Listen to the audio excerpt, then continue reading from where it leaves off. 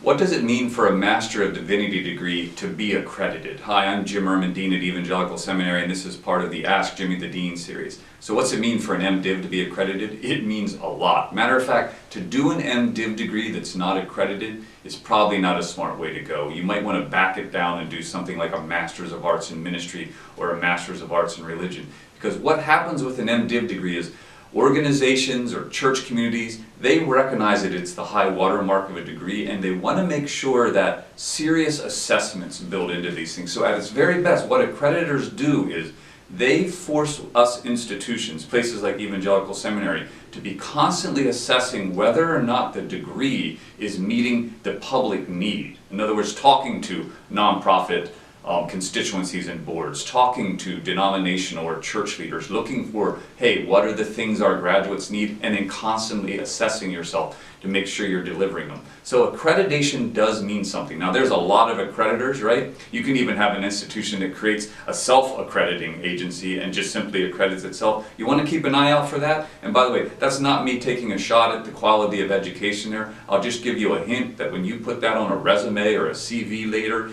everyone's always going to be checking to see whether or not the institution you studied at was accredited, particularly if you decide to go on for any advanced degree work beyond an MDiv, right? So you want to make sure that there's an accrediting body that's recognized and it's peer reviewed, meaning it's been looked at by others and it says, okay, that means something.